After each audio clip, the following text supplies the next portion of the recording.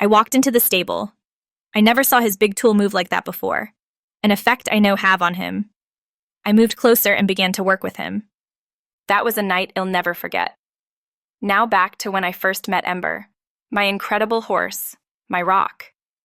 The storm was rolling in when I first saw him. Thick, ominous clouds churned overhead, threatening to unleash a torrent at any moment. I pulled my jacket tighter around me as I trudged up the hill toward the barn, my boots sinking into the softening earth. The Carsons' property was beautiful in a way that felt cruel. Wide open fields, endless sky, and a peace that seemed at odds with the turmoil inside me. 2 months had passed since the accident. My parents' absence was a constant ache, a shadow that clung to me no matter how much time I spent in the sun. I was a guest now, staying with family friends who had taken me in because it was the right thing to do. They meant well, of course they did, but their kindness felt suffocating. Every quiet moment was filled with their concerned glances, their hesitant questions, their subtle attempts to coax me back to life. I wasn't ready to live again. Not yet. The barn was my refuge. I'd stumbled across it one morning during a walk, drawn by the earthy smell of hay and wood. It was quiet, warm, and entirely unjudging. A place where no one asked how I was feeling or if I needed to talk. That day, with the storm brewing, it called to me like a sanctuary. The barn door groaned as I pushed it open, and the familiar scents wrapped around me, soothing in their simplicity. I paused for a moment, letting the stillness settle over me. My gaze swept over the rows of stalls, empty except for one. That's when I saw him. He stood at the far end, framed by a shaft of dull light streaming through a high window. His chestnut coat gleamed, a rich, warm brown that seemed to glow even in the dim light. His mane was unkempt, a cascade of dark waves that fell over his neck, and his eyes, deep, dark, and steady, seemed to hold secrets I couldn't begin to fathom. I froze, unsure if he would bolt if I moved. Instead, he stood perfectly still, watching me with an intensity that made me forget to breathe. My feet moved before my mind caught up, carrying me closer to him step by step. "Hey," I murmured, my voice barely above a whisper. "You're beautiful, aren't you?" He didn't flinch as I extended a trembling hand. My fingers brushed against the soft velvet of his nose, and his warm breath washed over my skin. Something shifted inside me in that moment, a crack in the wall I'd built around my grief. He didn't know who I was or what I'd lost. He didn't care that I was a shell of a person, held together by habit and nothing else. He just was. I stayed with him until the rain started, running my hand along his neck and whispering things I'd never say to anyone else. He was a stranger, but he felt like a friend, like someone who could carry the weight I didn't know how to let go of. When I finally left the barn, drenched and shivering, I realized I felt lighter for the first time in months. That was how it began. 5 years later, Ember was still my rock, my constant in a world that had been anything but steady. A lot had changed since that stormy afternoon. I'd moved out of the Carsons' home, started a new job, and even found love. At least, I thought I had. Ethan came into my life like a summer breeze, easy, warm, and full of promise. We met in a bookstore of all places. I was crouched in the corner of the fiction section, running my fingers over the spines of books I couldn't afford, when he appeared beside me. "Is this seat taken?" he asked, gesturing to the empty floor space beside me. I laughed despite myself. "I think you might be in the wrong section if you're looking for a chair." He grinned, and it was the kind of grin that made you feel like you were in on a secret. Or maybe I'm just trying to make a good first impression. It worked. Ethan was everything I thought I needed. He was steady in a way that felt safe, the kind of man who would hold you close and remind you that the world wasn't all bad. He listened when I talked about my parents, asked the right questions, and never pressed for more than I was willing to give. For a while, it was enough. But Ember was always there, an unspoken part of my life that Ethan didn't quite understand. He tried, bless him. He came to the barn with me a few times, laughing nervously when Ember sniffed his hair or nudged his arm for treats. "He's a good-looking guy," Ethan said once, scratching behind Ember's ear. "You've got good taste." I laughed, but there was a truth in his words that I didn't dare explore. Ember wasn't just a horse to me. He was family, a piece of my soul that had kept me alive when I thought I couldn't go on. It started innocently enough. Ethan would suggest dinner or a movie, and I'd tell him I needed to check on Ember first. What began as quick visits stretched into hours. I'd lose track of time brushing Ember's coat, talking to him, riding through the fields until the sun dipped below the horizon. Ethan noticed, of course. "You're spending a lot of time out there," he said one evening as we sat on my couch. His tone was casual, but his eyes told a different story. "He's important to me," I said simply, not wanting to argue. "I know that," Ethan replied, leaning forward. "But it's starting to feel like there's not much room for me in your life." His words stung, but I didn't know how to respond. He wasn't wrong. I loved Ethan. I really thought I did. But my bond with Ember was something else entirely. It wasn't about love, not in the way Ethan meant. It was about survival, about holding on to the one thing that had carried me through my darkest days. The arguments became more frequent after that. One night, Ethan came over after work, his face tight with frustration. "Do you even realize how much time you spend at that barn?" he asked, pacing my living room. "I don't keep track," I said, folding my arms. "Well, I do," he shot back. 3 nights this week, and that's just when I'm around to notice." "Ethan, you're making this into something it's not." "Am I?" He stopped, turning to face me. "Because it feels like you're more committed to that horse than to this relationship." I blinked, stunned into silence. Ethan sighed, his voice softening. "I'm not trying to pick a fight, I feel like I'm competing with him, and I don't know how to win." "You're not competing," I said, my voice trembling. He's just different. He's not a person, Ethan. He's not you." "That's the problem, though, isn't it?" Ethan ran a hand through his hair. "I can't be what he is to you. I'll never be enough." The truth in his words cut me deeper than I cared to admit. I wanted to tell him he was wrong, that he was enough, but I didn't. Because part of me wasn't sure if that was true. The tension lingered between us, a growing chasm I didn't know how to bridge. And in the quiet moments, when I was alone with Ember, I wondered if I even wanted to.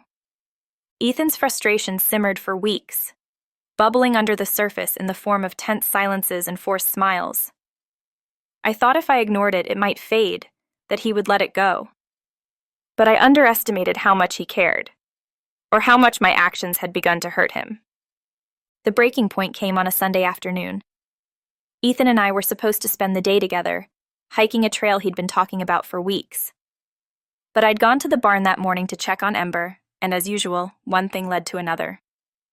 A quick visit turned into brushing his coat, then a long ride through the hills. By the time I returned to the house, the sun was already dipping low, and Ethan's car was parked in the driveway. He was sitting on the porch steps, his head in his hands. Guilt twisted in my stomach as I approached. "I'm sorry," I started, but Ethan stood abruptly, cutting me off. "Don't." His voice was sharp, his jaw tight.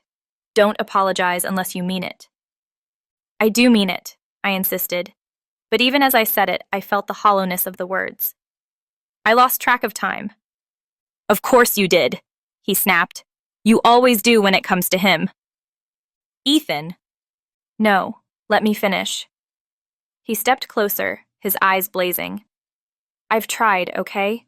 I've tried to be patient, to understand how much Ember means to you. But this isn't normal, Emma." The use of my name instead of the usual M made my chest tighten. "He's my horse, Ethan," I said, trying to keep my voice steady. "He's important to me." "You think I don't know that?" He laughed bitterly. "You talk about him more than you talk about us. You spend more time with him than you do with me.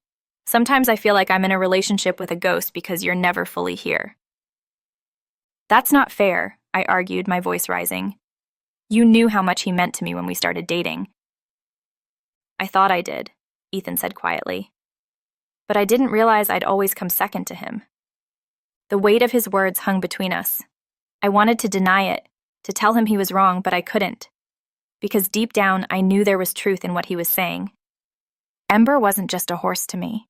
He was my lifeline, my solace. And no matter how much I cared for Ethan, I couldn't give him the same part of me that I gave to Ember. "You're being ridiculous," I said, deflecting. "It's not a competition, Ethan." "Then why does it feel like one?" he shot back. "Why does it feel like no matter what I do, I'll never be enough for you?" "Maybe because you keep making it about you." The words flew out of me before I could stop them, fueled by frustration and guilt. "This isn't about you, Ethan. It's about me. And maybe instead of trying to change me, you should accept that this is who I am." His face fell, and for a moment I thought he might walk away. But instead he said something that hit me like a punch to the gut. "Are you in love with him?" I stared at him, stunned into silence. "What?" I finally managed to choke out. "You heard me," he said, his voice breaking. "Are you in love with Ember? Because honestly, Emma, it feels like you are." "That's insane," I said, shaking my head. "He's a horse, Ethan. You're being ridiculous." "Am I?" he asked, his tone softening. "Because I've seen the way you look at him, the way you light up when you talk about him. I don't think I've ever seen you look at me like that." "That's not fair," I whispered, tears stinging my eyes. "It's not the same." "You're right," he said. "It's not. Because whatever you have with him, it's more than what you have with me." The words hit me like a slap, and I couldn't find the strength to argue. Ethan's expression softened, and he reached out to touch my arm, but I pulled away. "I think you need to figure out what you really want," he said gently. "Because right now, I don't think it's me." He walked to his car and drove away, leaving me standing alone in the driveway. The tears came then, hot and unstoppable, as I sank to the steps and buried my face in my hands. I wanted to chase after him, to tell him he was wrong, but I couldn't. Because for the first time, I wasn't sure if he was. The barn felt different that night, quieter than usual. Ember greeted me with his usual soft nicker, his dark eyes watching me intently as I leaned against the stall door. I ran my fingers along the smooth wood, replaying Ethan's words in my mind. "Are you in love with him?" It was absurd. Of course it was. Ember was a horse, not a person. But Ethan's accusation had unearthed something I wasn't ready to face: the depth of my connection to Ember and what it said about me. I stepped into the stall and sank onto the hay beside Ember, resting my head against his shoulder. He didn't move, just stood there, steady as always. "You're not a replacement," I murmured, my voice shaking. "You're not a substitute for what I lost." Ember turned his head, his warm breath brushing against my hair. I closed my eyes, the tears spilling over as I whispered, "But I don't know who I am without you." The silence stretched on, broken only by the sound of Ember's breathing and the distant rustle of leaves outside the barn. Sitting there, I realized the truth Ethan had tried to tell me. My bond with Ember wasn't healthy. It wasn't just love or companionship, it was dependence.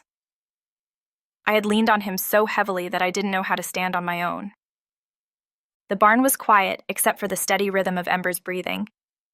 His presence, as always, was a balm to my restless thoughts. But tonight, it wasn't enough. Ethan's words lingered like a splinter I couldn't dislodge. "Are you in love with him?" I traced patterns in the hay, avoiding Ember's gaze, even though I knew it was absurd to think he could judge me. Still, the question burrowed deeper. Ethan wasn't entirely wrong.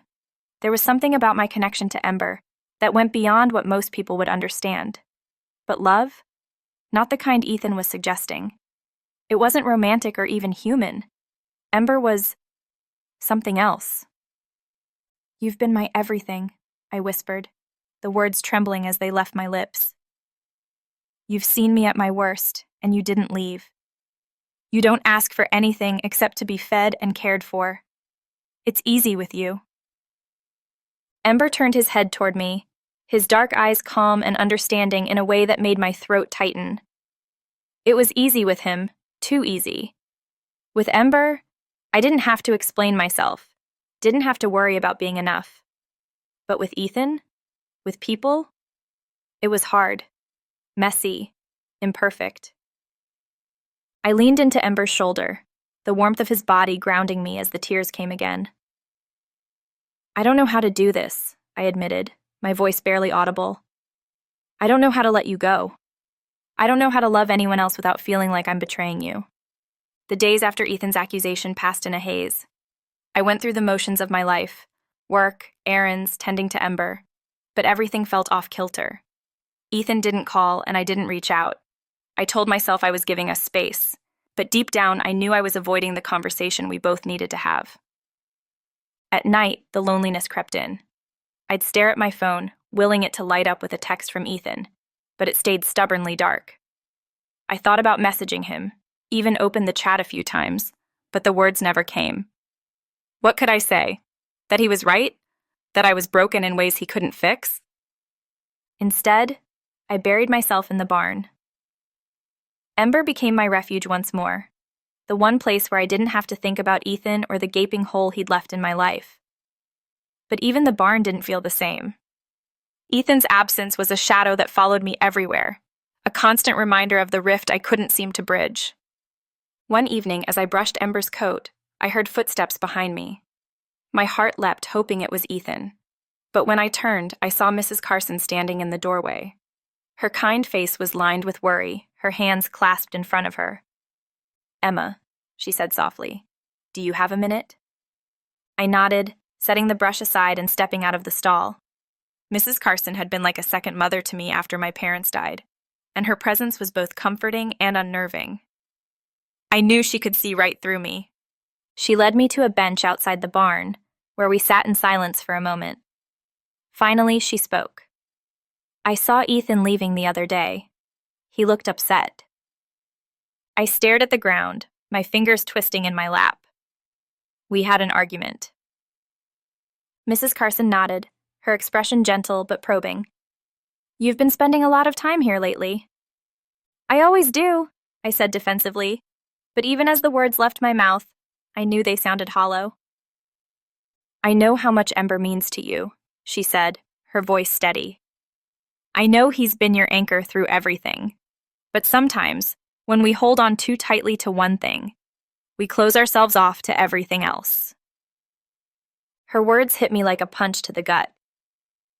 "I'm not closing myself off," I said, though I wasn't sure if I was trying to convince her or myself.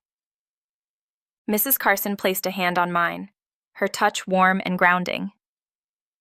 "I'm not saying you are, sweetheart, but maybe it's worth asking yourself if you're letting Ember fill a space that other people could help you with." I didn't answer. I couldn't. The truth was too raw, too close to the surface. The following weekend, I decided to visit Ethan. It wasn't planned. I didn't even know what I was going to say.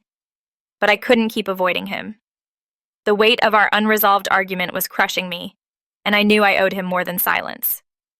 His apartment was modest but cozy, filled with little touches that made it feel like home. The blanket draped over the back of the couch, the framed photos on the shelves, each piece was a reflection of him. Standing there in the doorway, I felt like an intruder.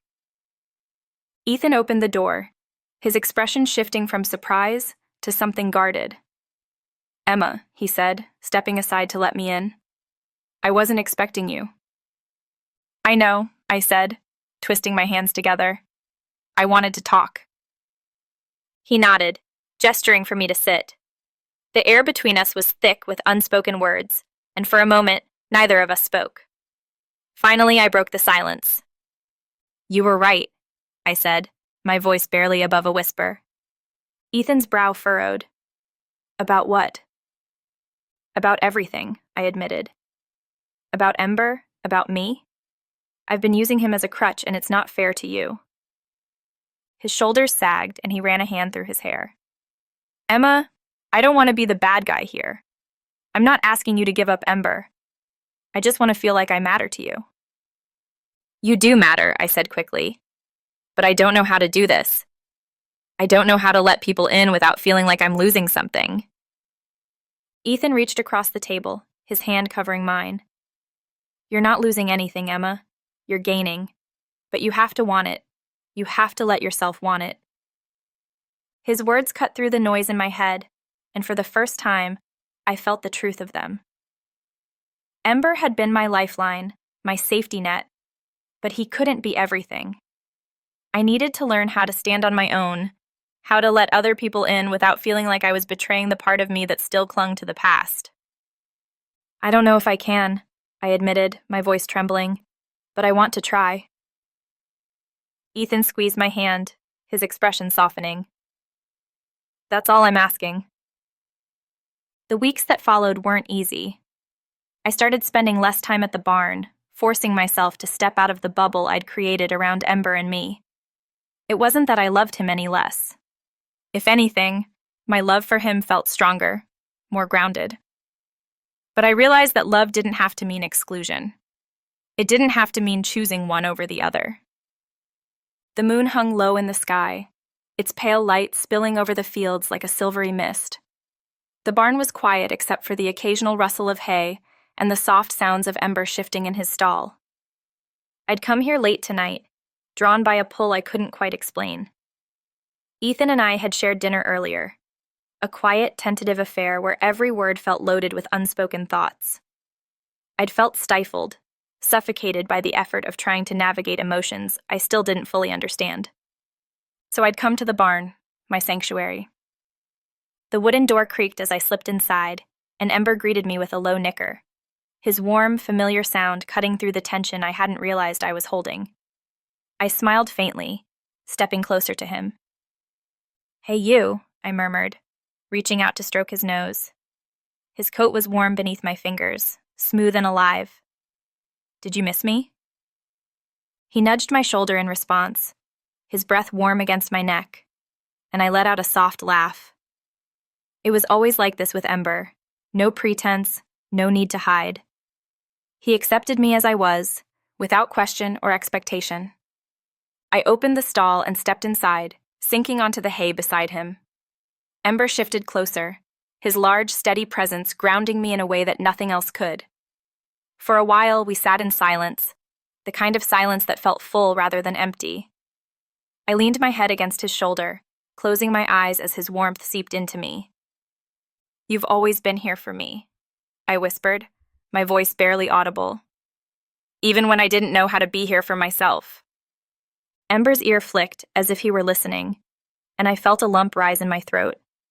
The weight of everything, the grief, the guilt, the fear of moving forward, felt less crushing here, in this moment with him. I'm trying, I said, the words tumbling out like a confession. I'm trying to let go, to move on, but it's so hard. Sometimes it feels like if I let go of you, I'll lose the only piece of myself that still makes sense. Ember turned his head, his dark eyes meeting mine, and I felt a wave of emotion swell inside me. I reached up, running my hand along his neck, my fingers tangling in his mane. You saved me, I said, my voice breaking. I don't think I ever told you that. But you did. You saved me when I didn't want to be saved. The tears came then, hot and unstoppable, and I buried my face against his shoulder. Ember didn't move, didn't pull away. He stood steady as always, his presence an anchor in the storm of my emotions. For a long time, I let myself cry. I cried for my parents, for the life I'd lost, for the pieces of myself I was still trying to find. And when the tears finally slowed, I felt lighter, as though Ember had taken some of the weight from me, carried it the way he always had. I stayed there until the first hints of dawn streaked the sky, my hand resting on Ember's flank as he breathed in and out, steady and sure. It wasn't the first night I'd spent like this with him, and I knew it wouldn't be the last. As I finally stood to leave, brushing hay from my clothes, I placed a gentle kiss on his nose. Thank you, I whispered, for everything. Ember nickered softly, his eyes following me as I left the barn and stepped into the cool morning air. The world felt quieter, more at peace, and for the first time in a long time, So did I. I only wish Ember was a human. Would make my life so much easier for me. The morning after my night with Ember, I woke with a strange sense of clarity. The ache in my chest was still there, but it felt different, less jagged, more like a bruise than a fresh wound. As I stared at the ceiling, sunlight filtering through the blinds, I realized that something inside me had shifted. The weight of my grief hadn't disappeared, but it felt manageable, like I could finally breathe around it. I spent the day in quiet reflection, letting the previous night replay in my mind. Ember had been my solace for so long, my constant in a world that felt unpredictable and cruel. But Mrs. Carson's words echoed in my mind, soft but persistent. Sometimes, when we hold on too tightly to one thing, we close ourselves off to everything else. Was I holding on too tightly? Was I using Ember as a shield, a way to avoid the messiness of real human relationships? By the time the sun dipped below the horizon, I knew I couldn't avoid the question any longer. I needed to talk to Ethan. I needed to try, if not for him, then for myself. Because if I didn't, I knew I'd regret it.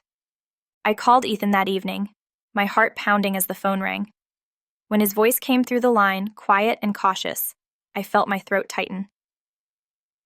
"Emma," he said, and the sound of my name in his voice was both comforting and painful. "I wasn't expecting to hear from you." "I know," I said, fiddling with the edge of my sleeve. "Can we talk? I mean, really talk?" There was a pause, and I held my breath, waiting for his response. When he finally spoke, his tone was softer. "Yeah, we can talk." We met at a small park near his apartment, the air cool and crisp as we sat on a bench overlooking a pond. Ethan looked tired, like he hadn't been sleeping well, and guilt gnawed at me as I realized I was probably the reason. "I've been thinking a lot about what you said," I began, my voice hesitant. "About me, and Ember, and us." Ethan turned to me, his eyes searching mine.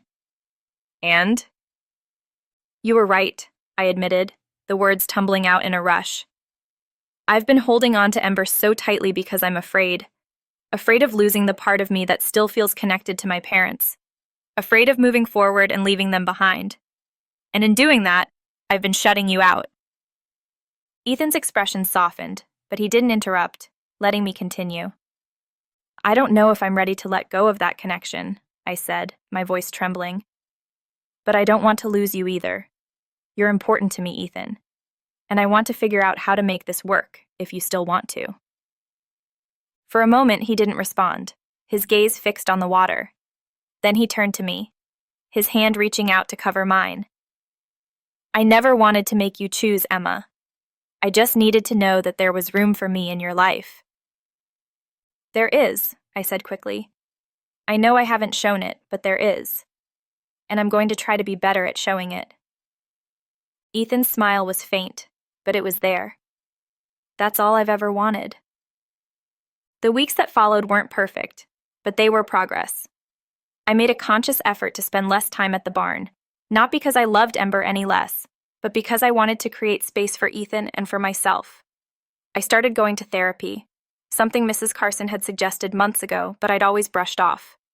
It was uncomfortable at first, peeling back layers of grief and guilt I'd buried for so long, but it felt necessary. Ethan and I found a new rhythm, one that felt more balanced. He came to the barn with me sometimes, and though he wasn't entirely comfortable around Ember, he made an effort. Watching him tentatively feed Ember a carrot one afternoon, I felt a swell of gratitude I hadn't allowed myself to feel before. "See? He doesn't bite," I teased, smiling as Ethan pulled his hand back quickly. "Yet," he said, shooting me a playful glare. "He's just waiting for the right moment." I laughed, the sound light and unguarded, and Ethan's grin widened. It was moments like this, easy, joyful, that reminded me why I'd fallen for him in the first place. One evening, as I sat beside Ember in the barn, I felt a strange sense of peace settle over me. The barn had always been my safe space, the place I went to escape the world. But now, it felt less like an escape and more like a choice. I didn't need it the way I once had. I wanted it, and that difference felt monumental. "I'm going to be okay," I said aloud, the words directed as much at myself as at Ember. I don't know how, but I will. Ember turned his head toward me, his dark eyes calm and steady, and I smiled. He had been my lifeline, my anchor in the storm, but now it was time for me to learn how to stand on my own. As I walked back to the house that night, the moonlight guiding my way, I felt a quiet certainty settle in my chest. I wasn't leaving Ember behind, but I was learning to let go of the fear that had kept me tethered for so long. And in doing so, I was finally making room for the life I wanted to build, with Ethan, with Ember, and with myself.